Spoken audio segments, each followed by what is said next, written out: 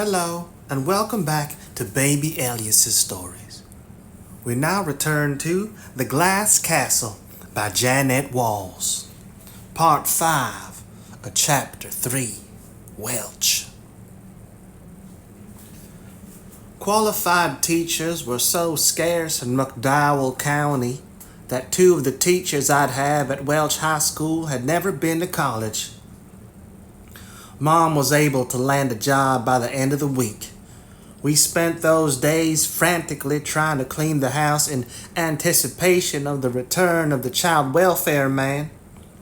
It was a hopeless task, given all the stacks of Mom's junk and the hole in the ceiling and the disgusting yellow bucket in the kitchen. However, for some reason, he never came back. Mom's job was teaching remedial reading in an elementary school in Davie, a coal mining camp 12 miles north of Welch. Since we still had no car, the school's principal arranged for Mom to get a ride with another teacher, Lucy Jo Rose, who had just graduated from Bluefield State College and was so fat she could barely squeeze behind the steering wheel of her brown Dodge Dart. Lucy Jo, whom the principal had more or less ordered to perform this service, took an instant dislike to Mom. She refused to say much during the trip, instead playing Barbara Mandrell tapes and smoking filter-tip cools the entire time. As soon as Mom got out of the car, Lucy Jo made a big show of spraying Mom's seat with Lysol. Mom, for her part, felt that Lucy Jo was woefully uninformed. When Mom mentioned Jackson Pollock once, Lucy Jo said that she had Polish blood and therefore did not appreciate Mom using derogatory names for Polish people. Mom had the same problems she had in Battle Mountain, with organizing her paperwork and disciplining her students. At least one morning a week, she'd throw a tantrum and refuse to go to work, and Lori, Brian, and I would have to get her collected and down to the street where Lucy Jo waited with a scowl, blue smoke chugging up out of the Dart's rusted-through tailpipe. But at least we had money. Well, I'd been bringing in a little extra cash babysitting. Brian was cutting other people's weeds, and Lori had a paper route. It didn't add up to much. Now, Mom got paid about $700 a month. For the first time I saw her gray-green paycheck with its detachable stub and automated signatures, I thought our troubles were over. On paydays, Mom took us kids down to the big bank across from the courthouse to cash the check. After the cashier gave her the money, Mom went into a corner of the bank and stuffed it into a sock she'd safety pinned to her bra. Then we all scurried around to the power company and the water authority and the landlord, paying off our bills with 10s and 20s. The clerks averted their eyes as Mom fished the sock out of her bra, explaining to everyone within earshot that this was her way of making sure she was never pickpocketed. Mom also bought some electric heaters and a refrigerator on layaway, and we'd go to the appliance store and put down a few dollars every month, figuring they'd be ours by wintertime. Mom always had at least one extravagance on layaway, something we really didn't need. A tasseled silk throw or a cut crystal vase, because she said the surest way to feel rich was to invest in quality non-essentials. After that, we'd go to the grocery store at the bottom of the hill and stock up on staples such as beans and rice, powdered milk, and canned goods. Mom always bought the dented cans, even if they weren't marked down, because she said they needed to be loved too. At home, we'd empty Mom's purse into the sofa bed and count the remaining money. There'd be hundreds of dollars, more than enough to cover our expenses until the end of the month, I thought. But month after month, the money would disappear before the next paycheck arrived, and once more I'd find myself rooting in the garbage at school for food. Toward the end of one month that fall, Mom announced that we had only $1 for dinner. That was enough to buy 1 gallon of Neapolitan ice cream, which she said was not only delicious, but had lots of calcium and would be good for our bones. We brought the ice cream home, and Brian pulled apart the carton and cut the block into 5 even slices. I called dibs on first choice. Mom told us to savor it because we had no money for dinner the next night. "Mom, what happened to it all?" I asked as we ate our ice cream slices. "Gone, gone, gone," she said. "It's all gone." "But where?" Laurie asked. "I've got a house full of kids and a husband who soaks up booze like a sponge," Mom said. "Making ends meet is harder than you think." It couldn't be that hard, I thought. Other moms did it. I tried quizzing her. Was she spending the money on herself? Was she giving it to Dad? Was Dad stealing it? Or did we go through it quickly? I couldn't get an answer. "Give us the money," I said. "We'll work out a budget and stick to it." "Easy for you to say," Mom replied. Laurie and I did work out a budget, and we included a generous allowance for Mom to cover luxuries such as extra large Hershey bars and cut crystal vases. If we kept to our budget, we believed, we could afford new clothes and shoes and coats and buy a ton of coal at the cheaper off-season price. Eventually, we could install insulation, run a water pipe into the house, and maybe even add a water heater. But Mom never turned the money over to us. So even though she had a steady job, we were living pretty much like we had before. I'd started 7th grade that fall, which meant attending Welch High School. It was a big school, near the top of a hill looking down on the town, with a steep road leading up. Kids were bussed in from way up in the hollows and from coal camps such as Davy and Hemp Hill that were too small to have their own high school. Some of the kids looked as poor as me with their home-cut hair and holes in the toes of their shoes. I found it a lot easier to fit in than at Welch Elementary. Denisha Hewitt was there too. That summer morning I'd spent swimming with Denisha at the public pool was the happiest time I'd had in Welch. But she never invited me back, even though it was a public pool. I didn't feel I could go to the free swim unless I had an invitation from her. I saw her again only when school started, and neither of us ever mentioned that day at the pool. I guess we both knew that, given the way people in Welch thought about mixing, it would be too weird for us to try to be close friends. During lunch, Denisha hung out with the other black kids, but we had a study hall together and passed notes to each other there. By the time she got to Welch High, Denisha had changed. The spark had gone out of her eye. She started drinking malt ale during school. She'd fill a soda can with Mad Dog 2020 and carry it right into class. I tried to find out what was wrong, but all I could pry from her was that her mother's new boyfriend had moved in with them, and the fit was a little tight. One day just before Christmas, Denisha passed me a note in study hall asking for girls' names that began with D. I wrote down as many as I could think of. Diane, Donna, Dora, Dreama, Deandra, and then wrote Y. She passed a note back saying, "I think I'm pregnant." After Christmas, Denisha did not return to school. When a month had gone by, I walked around the mountain to her house and knocked on the door. A man opened it and stared at me. He had a skin like an iron skillet and nicotine yellow eyes. He left the storm door shut, so I had to speak through the screen. "Is Denisha home?" I asked. "Why you want to know?" "I want to see her." "She don't want to see you," he said, and shut the door. I saw Denisha around town once or twice after that, and we waved but never spoke again. Later, we all learned she'd been arrested for stabbing her mother's boyfriend to death.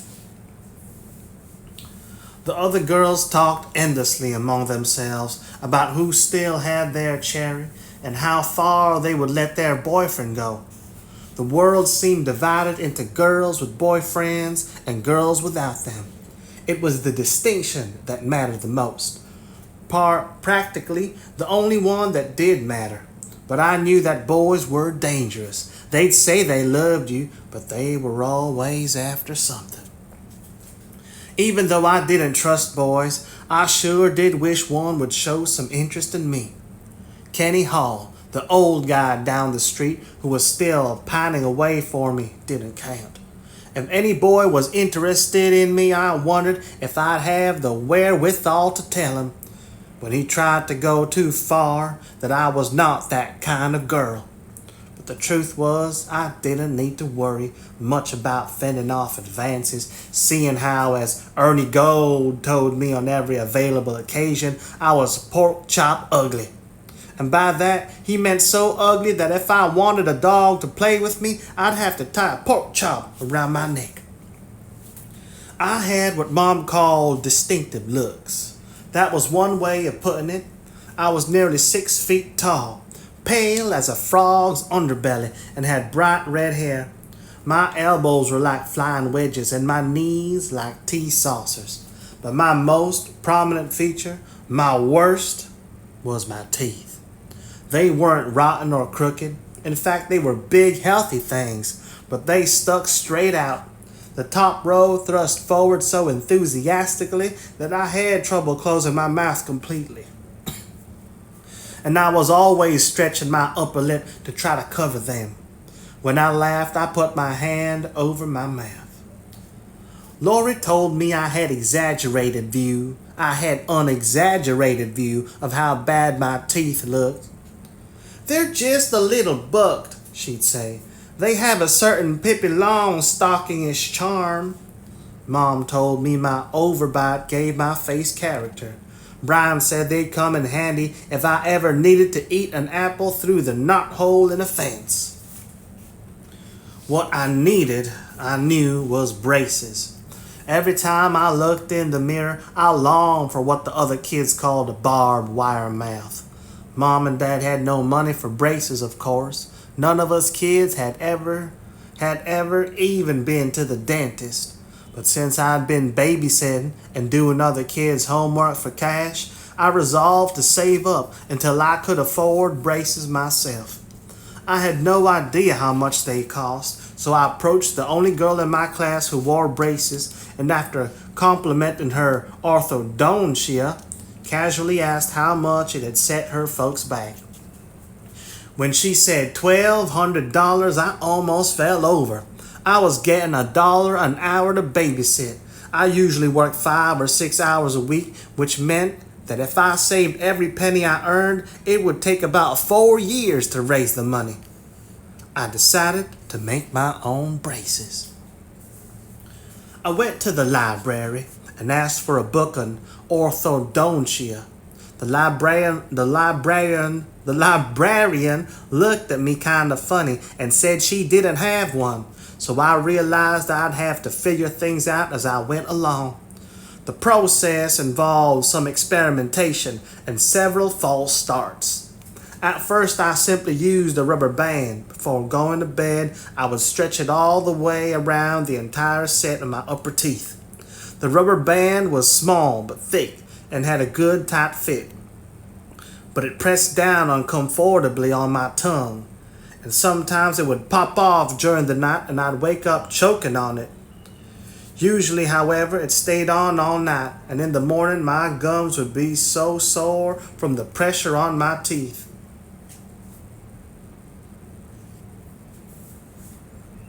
That seemed like a promising sign, but I began to worry that instead of pushing my front teeth in, the rubber band might be pulling my back teeth forward.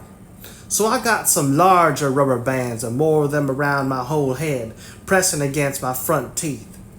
The problem with this technique was that the rubber bands were tight, They had to be, to work.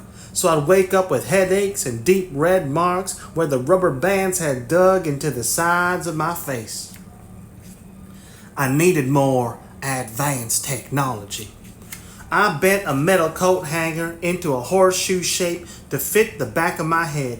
Then I curled the two ends outward, so when the coat hanger was around my head, the ends angled away from my face and formed hooks to hold the rubber band in place. When I tried it on, the coat hanger dug into the back of my skull, so I used a Kotex sanitary napkin for padding.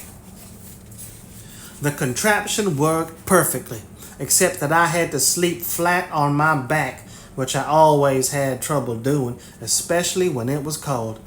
I liked to snuggle down into the blankets. Also, the rubber band still popped off in the middle of the night.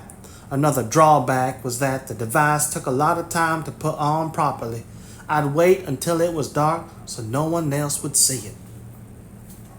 One night I was lying in my bunk wearing my elaborate coat hanger braces when the bedroom door opened. I could make out a dim figure in the darkness. "Who's there?" I called out, but because I had my braces on, it came out sounding like, "Hoof down." "It's your old man," Dad answered. "What's with the mumbling?" He came over to my bunk, held up his Zippo and flicked it. A flame shot up. "What the Sam Hill's that on your head?" "My boyfriend," I said. "Yo, what?"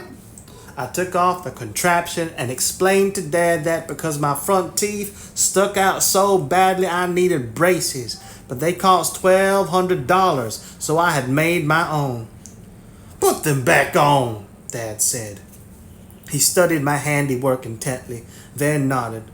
"Those braces are a goddamn feat of engineering genius," he said. "You take after your old man." He took my chin and pulled my mouth open. "And I think they're by God working." That year I started working for the school newspaper, the Maroon Wave. I wanted to join some club or group or organization where I could feel I belonged, where people wouldn't move away if I sat down next to them. I was a good runner. I thought of going out for the track team, but you had to pay for your uniform. And Mom said we couldn't afford it. You didn't have to buy a uniform or a musical instrument or pay any dues to work on the Wave. Miss Jeannette Bivens, one of the high school English teachers, was the Wave's faculty advisor. She was a quiet, precise woman who had been at Welch High School so long that she had also been Dad's English teacher. She was the first person in his life, he once told me, who showed any faith in him. She thought he was a talented writer and had encouraged him to submit a 24-line poem called Summer Storm to a statewide poetry competition. When it won first prize, one of Dad's other teachers wondered aloud if the son of two low-life alcoholics like Ted and Irma Walls could have written it himself.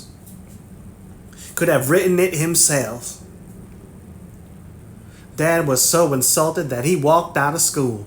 It was Miss Bevins who convinced him to return and earn his diploma, telling him he had what it took to be somebody. Dad had named me after her. Mom suggested adding the second N to make it more elegant and French. Miss Bevins told me that as far as she could remember, I was the only 7th grader who'd ever worked for the Wave. I started out as a proofreader. On winter evenings, instead of huddling around the stove at 93 Little Hobart Street, I'd go down to the warm, dry offices of the Welch Daily News, where the Maroon Wave was typeset, laid out, and printed. I loved the newsroom's purposeful atmosphere. Teletype machines clattered against the wall as spools of paper carrying news from around the world piled up on the floor. Banks of fluorescent lights hung down 18 inches above the slanted glass-top desks where men wearing green eye shades conferred over stacks of copy and photographs. I'd take the Wave galleys and sit at one of the desks. my back firm, a pencil behind my ear, studying the pages for typos. The years I'd spent helping Mom check spelling on her students' homework had given me lots of practice for this line of work. I'd make corrections with a light blue felt marker that couldn't be picked up by the camera that photographed the pages for printing. The typesetters would retype the lines I'd corrected and print them out. I'd run the corrected lines through the hot wax machine that made the back side sticky, then cut out the lines with an X-Acto knife and fit them over the original lines. I tried to remain inconspicuous in the newsroom, but one of the typesetters, a crab chain-smoked woman who always wore a hairnet, took a dislike to me. She thought I was dirty. When I walked by, she turned to the other typesetters and said loudly, "Y'all smell something funny?" Just like Lucy Joe Rose had done to Mom, she took to spraying disinfectant and air freshener in my general direction. Then she complained to the editor, Mr. Muckinfuss, that I might have head lice and could infect the entire staff. Mr. Muckinfuss conferred with Miss Bibbins, and she told me that as long as I kept clean, she'd fight for me. That was when I started going back to Grandpa and Uncle Stanley's apartment for a weekly bath, though when I was there I made sure to give Uncle Stanley a wide berth. Whenever I was at the Daily News, I watched the editors and reporters at work in the newsroom. They kept the police scanner on all the time, and when an accident or fire or crime was called in, an editor would send a reporter to find out what had happened. He'd come back a couple of hours later and type up a story, and it would appear in the next day's paper. This appealed to me mightily. Until then, when I thought of writers, what first came to mind was Mom, hunched over her typewriter, clattering away on her novels and plays and philosophies of life, and occasionally receiving a personalized rejection letter. But a newspaper reporter, instead of holding up in isolation, was in touch with the rest of the world. What the reporter wrote influenced what people thought about and talked about the next day. He knew what was really going on, and I decided I wanted to be one of the people who knew what was really going on. When my work was done, I read the stories on the wire services because we never subscribed to newspapers or magazines. I'd never known what was going on in the world except for the skewed vision of events we got from Mom and Dad. One in which every politician was a crook, every cop was a thug, and every criminal had been framed. I began to feel like I was getting the whole story for the first time, that I was being handed the missing pieces to the puzzle, and the world was making a little more sense.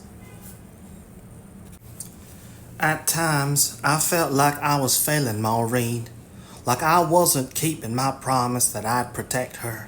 The promise I'd made to her when I held her on the way home from the hospital after she'd been born.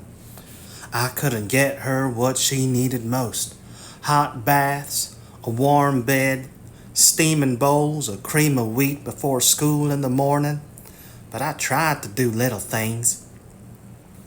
When she turned 7 that year, I told Brian and Lori that she needed a special birthday celebration.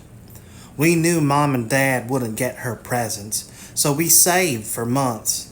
Went to the Dollar General store and bought her a toy set of kitchen appliances that were pretty realistic. The agitator in the washing machine twisted round, and the refrigerator had metal shelves inside. We figured when she was playing, she could at least pretend to have clean clothes and regular meals. "Tell me again about California," Maureen said, after she opened the presents. Although she had been born there, she couldn't remember it. She always loved hearing our stories about life in the California desert, so we told them to her again, about how the sun shone all the time, and it was so warm that we ran around barefoot even in the dead of winter. about how we ate lettuce in the farm fields and picked carloads of green grapes and slept on blankets under the stars. We told her that she was blonde because she'd been born in a state where so much gold had been mined. And she had blue eyes, the color of the ocean that washed onto California's beaches. "That's where I'm going to live when I grow up," Maureen said. Although she longed for California, the magical place of light and warmth, she seemed happier than the rest of us kids in Welch. She was a storybook, beautiful girl with long blonde hair and startling blue eyes. She spent so much time with the families of her friends that she often didn't seem like a member of our family. A lot of her friends were Pentecostals whose parents held that mom and dad were disgracefully irresponsible and took it upon themselves to save Maureen's soul. They took her up like a surrogate daughter and brought her with them to revival meetings and to snake handling services over in Jolo. Under their influence, Maureen developed a powerful religious streak. She got baptized more than once and was all the time coming home proclaiming that she'd been born again.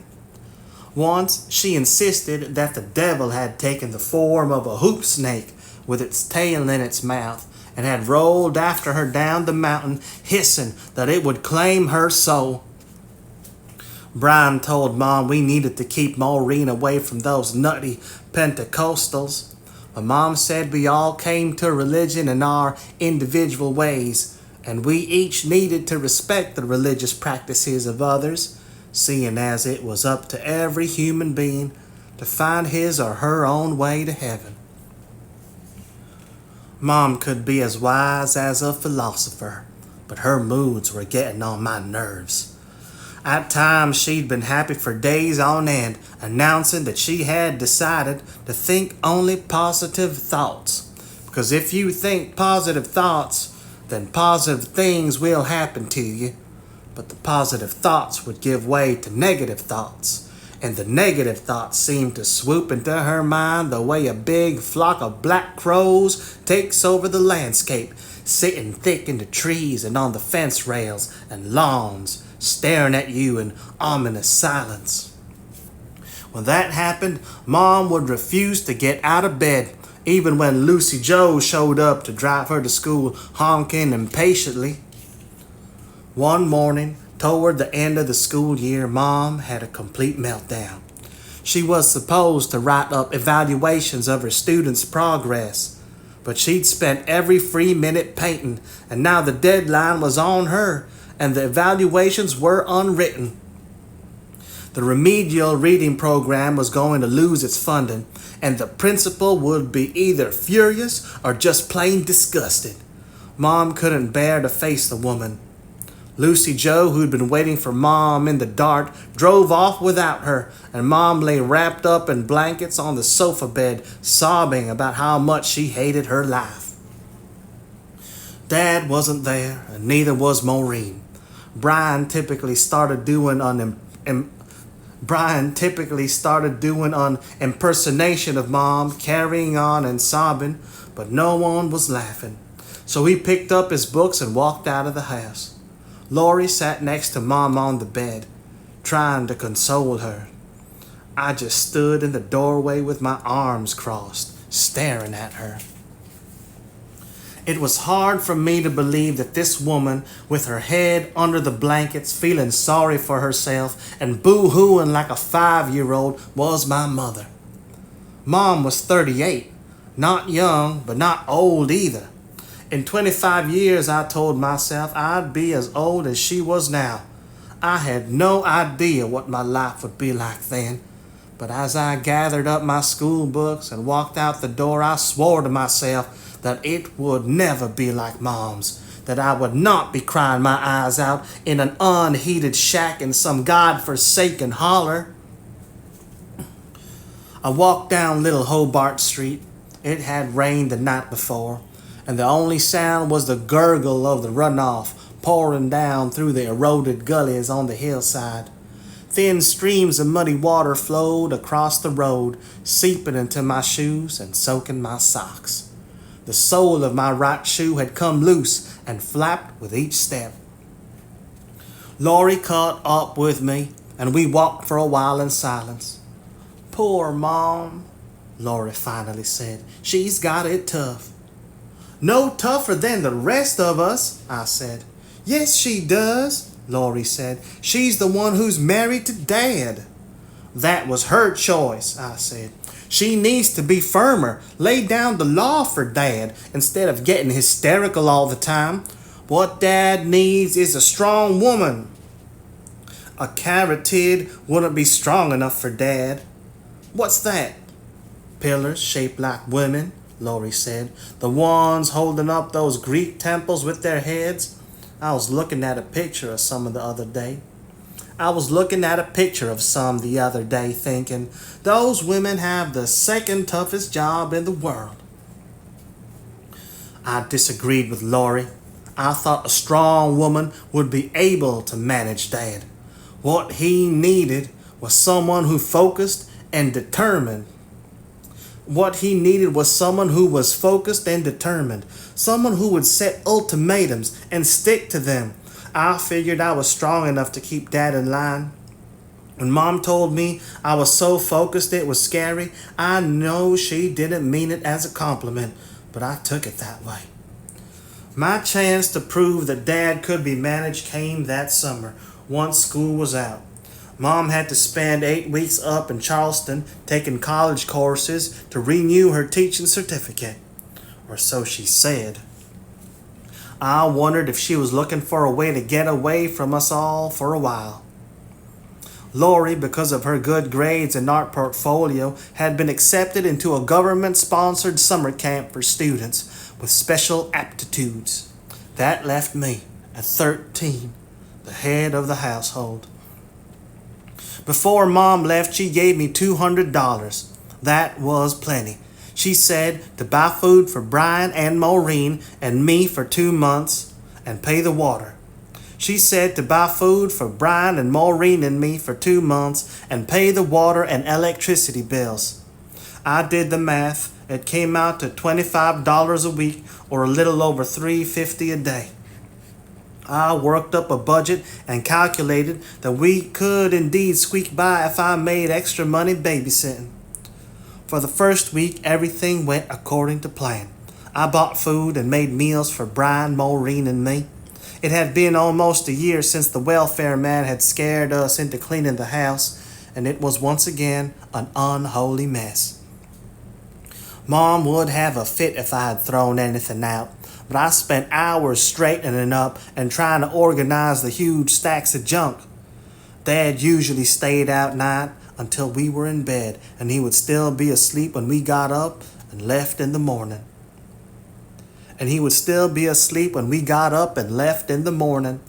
But one afternoon, about a week after Mom had gone to Charleston, he caught me alone in the house. "Hon, I need some money," he said. "For what?" "Beer and cigarettes."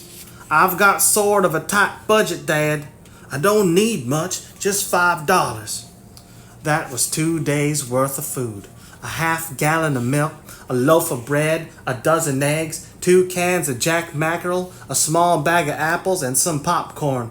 And Dad wasn't even doing me the honor of pretending he needed the money for something useful.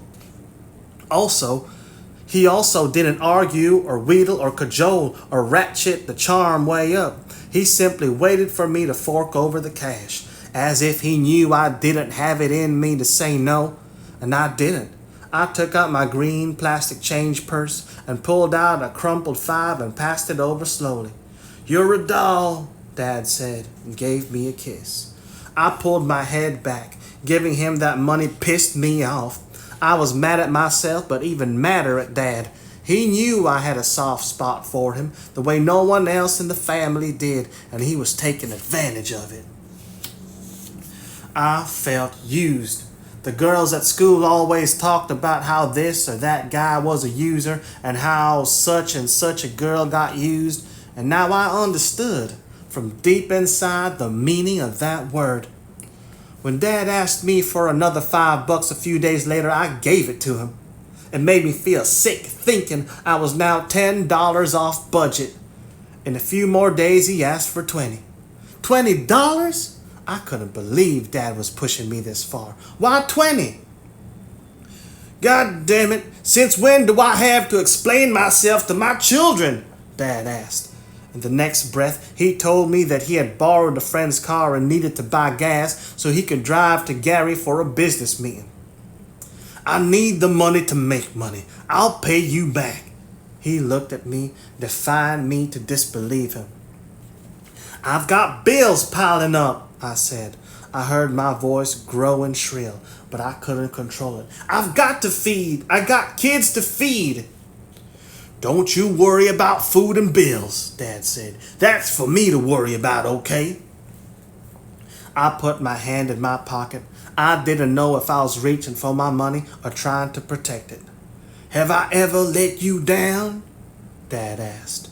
I heard that question at least 200 times, and I'd always answered it the way I knew he wanted me to, because I thought it was my faith in Dad that had kept him going all those years. I was about to tell him the truth for the first time, about to let him know that he'd let us all down plenty. But then I stopped. I couldn't do it. Dad, meanwhile, was saying he was not asking me for the money. He was telling me to give it to him. He needed it. Did I think he was a liar when he said he'd get it back to me? I gave him the $20. That Saturday, Dad told me that to pay me back, he'd had to earn the money first. He wanted me to accompany him on a business trip. He said I needed to wear something nice. He went through my dresses hanging from the pipe in the bedroom and picked out one with blue flowers that buttoned up the front.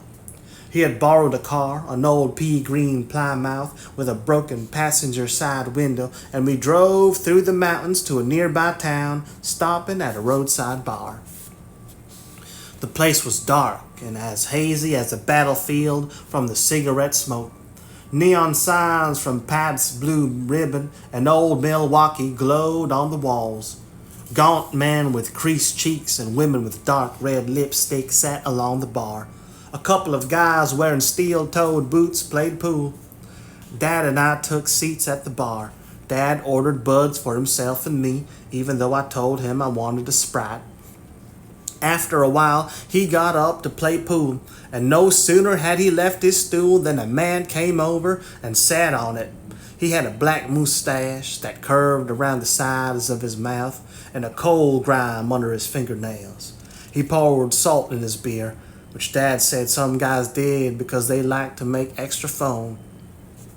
"Name's Robbie," he said. "That your man there?" He gestured toward Dad. "I'm his daughter," I said. He took a lick of foam and started asking me about myself, leaning in close as he talked. "How old are you, girl?" "How old do you think?" I asked. "About 17. I smiled, putting my hand over my teeth. "Know how to dance?" he asked. I shook my head. "Sure do," he said, and pulled me off the stool. I looked over at Dad, who grinned and waved. On the jukebox, Kitty Wells was singing about married men and honky-tonk angels. Robbie held me close, with his hand on the small of my back. We danced to a second song, and when we sat down again on the stools facing the pool table, our backs against the bar, he slid his arm behind me. That arm made me tense, but not entirely unhappy. No one had flirted with me since Billy Deal, unless you counted Kenny Hall. Still, I knew what Robbie was after. I was going to tell him I wasn't that sort of girl, but then I thought he would say I was getting ahead of myself. After all, the only thing he'd done was dance me slow and put his arm around me.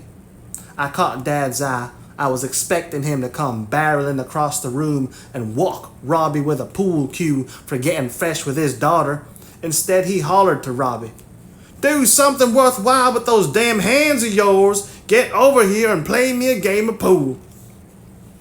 They ordered whiskeys and chalked their cues. Dad held back at first and lost some money to Robbie, and then started upping the stakes and beating him. After every game, Robbie wanted to dance with me again. It went on that way for a couple of hours, with Robbie getting sloppy drunk, losing to Dad, and groping me when we danced or sat at the bar between games. All Dad said to me was, "Keep your legs crossed, honey, and keep 'em crossed tight." After Dad had taken him for about $80, Robbie started muttering angrily to himself.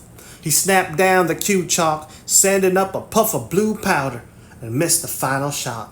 He flung his cue on the table and announced he'd had enough, then sat down next to me. His eyes were bleary. He kept saying he couldn't believe that old fart had beat him out of $80, and if he couldn't decide whether he was pissed off or impressed. As if he couldn't decide whether he was pissed off or impressed. Then he told me he lived in an apartment over the bar. He had a Royal Cuff record that wasn't on the jukebox, and he wanted us to go upstairs and listen to it. If all he wanted to do was dance some more and maybe kiss a little, I could handle that, but I had the feeling he thought he was entitled to something in return for losing so much money. "I'm not sure," I said. "Oh, come on," he said, and shouted at Dad. "I'm going to take your girl upstairs." "Sure," Dad said. "Just don't do anything I wouldn't do." He pointed his pool cue at me. "Holler if you need me," he said, and winked at me as if to say he knew I could take care of myself, that this was just a part of my job. So with Dad's blessing, I went upstairs. Inside the apartment, we pushed through a curtain made from strands of beer can pull tabs linked together. Two men sat on a couch watching wrestling on television. When they saw me, they grinned wolfishly at Robbie, who put on the Roy Cuff record without turning down the television. He pressed me to him and started dancing, but I knew this was not going in a direction I wanted, and I resisted him. His hands dropped down. He squeezed my bottom, pushed me onto the bed, and began kissing me. "All right," one friend said, and the other yelled, "Get it on!" "I'm not that kind of girl," I said, but he ignored me. When I tried rolling away, he pinned my arms back. Dad had said to holler if I needed him, but I didn't want to scream. I was so angry at Dad that I couldn't bear the idea of him rescuing me. Robbie, meanwhile, was saying something about me being too bony to screw. "Yeah, most guys don't like me," I said. "Besides being skinny, I got these scars." "Oh, sure," he said, but he paused. I rolled off the bed, quickly unbuttoned my dress at the waist, and pulled it open to show him the scar on my right side. For all he knew, my entire torso was one giant mass of scar tissue. Robbie looked uncertainly at his friends. It was like seeing a gap in a fence. "I think I hear Dad calling," I said, then made for the door. In the car, Dad took out the money he'd won and counted off $40, which he passed to me. "We make a good team," he said. I felt like throwing the money at him, but we kids needed it, so I put the bills in my purse. We hadn't scammed Robbie, but we worked him in a way that felt downright sleazy, and I'd ended up in a tight spot. If Robbie had been set up by Dad, so had I. "You upset about something, Mountain Goat?" For a moment, I considered not telling Dad. I was afraid there'd be bloodshed, since he was always going on about how he'd kill anyone who laid a finger on me. Then I decided I wanted to see the guy pummeled. "Dad, that creep attacked me when we were upstairs." "I'm sure he just pawed you some," Dad said as we pulled out of the parking lot. "I knew you could handle yourself." The road back to Welch was dark and empty. The wind whistled through the broken window on my side of the Plymouth. Dad lit a cigarette. "It was like that time I threw you into the sulphur spring to teach you to swim," he said. "You might have been convinced you were going to drown, but I knew you'd do just fine."